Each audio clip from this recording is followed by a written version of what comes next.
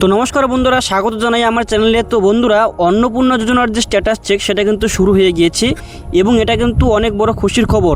কেননা সেই status check করে কিন্তু আপনারা দেখতে পারবেন যে আপনার যে স্ট্যাটাসটা আছে অন্নপূর্ণা যোজনার সেটা ইনকোয়ারি লেভেলে আছে না অ্যাপ্রুভ হয়েছে নাকি রিজেক্ট হয়ে গেছে।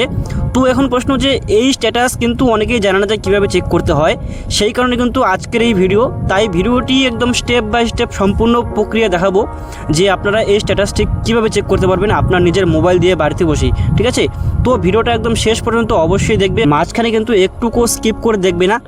তো অন্নপূর্ণা যোজনার স্ট্যাটাস চেক করার জন্য কিন্তু সবার প্রথমে আপনারা যে আপনাদের ফোনে যে ক্রোম ব্রাউজারটি আছে সেটা কিন্তু আপনারা ওপেন করে নেবেন। ঠিক আছে, তো সেখানে ওপেন করে নেওয়ার পর সেখানে আপনারা সার্চ করবেন সোশ্যাল রেজিস্ট্রি। আমি এখানে সার্চ করছি সোশ্যাল রেজিস্ট্রি www.gov.in। ঠিক আছে, তো এটা লিখে সার্চ করার পর আপনাদের সামনে দেখতে পাচ্ছেন যে প্রথমে যে ওয়েবসাইটটা রয়েছে family level data collection portal government of West Bengal. ঠিক আছে, তো আপনারা কি করবেন, এই যে ফার্স্ট যে ওয়েবসাইটটা রয়েছে এখানে কিন্তু ক্লিক করবেন। তো এখানে ক্লিক করার পর আপনাদের সামনে দেখতে পাচ্ছেন এখানে কিন্তু যে অন্নপূর্ণা যোজনার যে অফিসিয়াল ওয়েবসাইটটা সেটা কিন্তু এখানে খুলে গিয়েছে। তো তারপর কি করবেন, এখানে কিন্তু রয়েছে একটা হচ্ছে এই যে দেখতে পাচ্ছেন সিটিজেন ফ্যামিলি লগইন, আর একটা হচ্ছে ডিপার্টমেন্ট অফিসার লগইন। তো আপনারা কি করবেন, এখান থেকে এই সিটিজেন যে ফ্যামিলি লগইন আছে তার নিচে অ্যাক্সেস সিটিজেন পোর্টাল এখানে কিন্তু ক্লিক করবেন। তো এখানে ক্লিক করার পর আপনাদের সামনে কিছুটা এরকম ইন্টারফেস চলে আসবে। তারপর এখান থেকে দেখতে পাচ্ছেন অ্যাপ্লিক্যান্ট লগইন, অর্থাৎ আপনি যে আবেদন করেছিলেন, ঠিক আছে, তো সেই সমস্ত তথ্য কিন্তু এখানে দিতে হবে। তো সবার প্রথমে আপনার যে ডিস্ট্রিক্টটা রয়েছে সেটা কিন্তু এখান থেকে সিলেক্ট করে নেবেন। তো ডিস্ট্রিক্টটা সিলেক্ট করানোর পর আমি কিন্তু এখানে আমার আলিপুরদুয়ার রয়েছে, আমি সিলেক্ট করে নিলাম। তো ডিস্ট্রিক্ট সিলেক্ট করে নেওয়ার পর এখানে কিন্তু দেখতে পাচ্ছেন যে এন্টার 10 ডিজিট মোবাইল নাম্বার। এখানে কিন্তু আপনার যে মোবাইল নাম্বারটা রয়েছে যেটা আবেদন করার সময় দিয়েছিলেন সেটা কিন্তু এখানে বসিয়ে দিবেন। বসিয়ে দেওয়ার পর তারপর নিচে দেখতে পাচ্ছেন এখানে রয়েছে ক্যাপচার কোডটা 24+13, এটা যোগ করে যত হয় সেটা কিন্তু এই যে এখানে সলভ দ্য ক্যাপচার চ্যালেঞ্জ এখানে কিন্তু বসিয়ে দিতে হবে।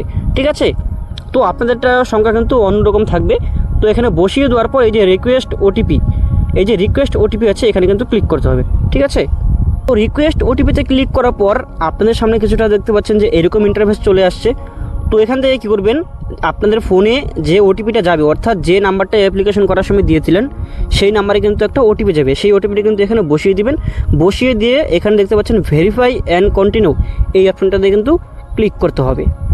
তো ভেরিফাই অ্যান্ড কন্টিনিউতে ক্লিক করার পর আপনাদের সামনে কিছুটা এরকম ইন্টারফেস আসবে। দেখতে পাচ্ছেন application submitted family level data collection form. ঠিক আছে, তো আপনারা কি করবেন, এখান থেকে একদম নিচে স্ক্রল করবেন। ঠিক আছে, নিচে স্ক্রল করার পর আপনাদের সামনে দেখতে পাচ্ছেন এখানে কিছুটা এরকম ইন্টারফেস শো করবে একদম নিচে। ওকে ডান, ঠিক আছে, তার নিচে দেখতে পাচ্ছেন ডাউনলোড ফর্ম।